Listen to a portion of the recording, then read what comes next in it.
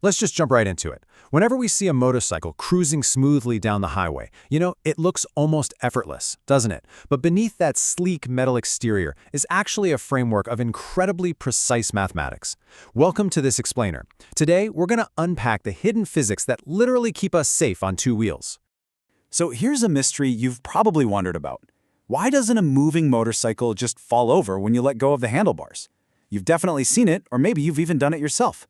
You're riding along, you briefly take your hands off the steering, and surprisingly, the bike doesn't violently tip over and send you skidding across the asphalt. It just keeps tracking straight. It feels like magic. But the secret to this hands-free, self-centering stability at high speeds is actually pure geometry. It all comes down to exactly how engineers design the front end of the motorcycle. Section 1. Decoding the invisible forces, specifically caster angle and trail. To really understand how this highway magic works, we've got to introduce the two absolutely crucial mathematical measurements that dictate a motorcycle's entire personality. Let's start with the caster angle, which you'll sometimes hear called the rake angle. Okay, imagine you're looking at a motorcycle directly from the side.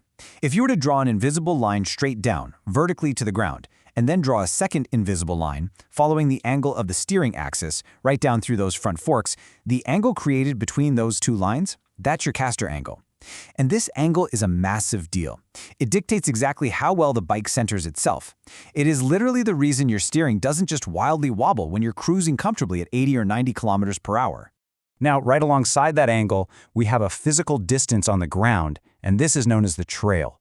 So if you take that angled steering axis line we just talked about and continue it all the way until it hits the ground, and then you measure the distance from that point back to where the tire actually touches the earth, well, that gap is your trail. And what's really wild is that this simple little gap on the ground is the ultimate decider of your bike's handling personality. The big takeaway here is that trail and stability are directly proportional. It's basically a golden rule in motorcycle design. More trail equals more stability, less trail equals less stability. Sure, but it gives you way faster, sharper steering. Engineers purposely manipulate this trail distance depending on whether they're trying to build a rock-solid highway cruiser or, a super agile cornering machine. The math behind the magic, calculating caster. Let's actually see how engineers figure out these perfect measurements before the bike is even built. Finding the caster angle, which we'll call theta, really just requires three quick steps. First, we find the horizontal distance from the steering axis, A. Next, the vertical distance, H. And finally, we just calculate the inverse tangent of A divided by H. It's a surprisingly simple formula that translates physical dimensions into a very precise angle. Let's ground this in reality for a second. Say we have a horizontal distance A of 250 millimeters and a vertical distance H of 430. If we plug these into our formula, so the inverse tangent of 250 over 430, it spits out a very specific, crucial result. We get 30 degrees, and a 30-degree caster angle is generally considered the absolute optimal sweet spot for a cruiser bike. It's the literal mathematical reason your steering perfectly self-centers, making sure that hitting a tiny pebble at 80 miles an hour doesn't rip the handlebars right out of your grip. Back to the math behind the magic, this time calculating trail. Now that we've got our angle, let's figure out how to calculate that all-important distance on the ground. Okay, the formula for finding the trail might look like a bit of a high school math nightmare at first glance, but I promise it's incredibly straightforward. We really just need three things: the front wheel radius, R, our rake angle, theta, and the fork offset value.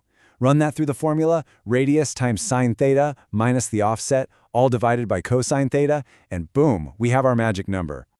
Let's plug in a hypothetical bike to see this in action. We'll use a standard front wheel radius of 300 millimeters. We'll give it a slightly sharper rake angle of 25 degrees. And we'll apply a standard offset value of 40 millimeters created at the headstock. So we take our 300, multiply it by sine 25, subtract our 40 millimeter offset, and then divide that whole shebang by cosine 25. After calculating that out, we get a trail of approximately 96 millimeters. And this single number tells an engineer exactly how this bike is going to behave on the road long before it ever touches the pavement. At 96 millimeters, we instantly know this isn't a heavy highway cruiser, but it's definitely not a twitchy race bike either. It sits perfectly right in the middle. Cruisers versus sports bikes, geometry in action. To see exactly why this specific millimeter measurement matters so much, let's compare a few different types of motorcycles. You'll notice a really stark contrast in trail distances here. Sports bikes, which absolutely demand razor-sharp agility to just dive into corners, use a very short trail. Usually it sits somewhere between 85 and 95 millimeters, paired with steep 23 to 25 degree caster angles. Commuter bikes sit safely in the middle with a 90 to 110 millimeter trail.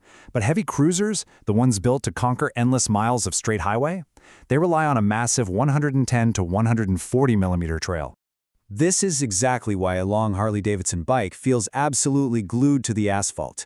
Its extreme geometry, that wide caster angle and super long trail distance, isn't an accident. It is mathematically designed to fight off steering wobbles and naturally keep you centered while you're moving forward with supreme stability. It really makes you appreciate the invisible math at work every single time you hit the road. So next time you throw a leg over a bike, or even just walk past one parked on the street, take a second to look at the angle of that front wheel. Ask yourself, is this machine built to carve canyons or conquer continents? Thanks for joining me on this explainer, and remember, the most exhilarating magic is usually just geometry in disguise.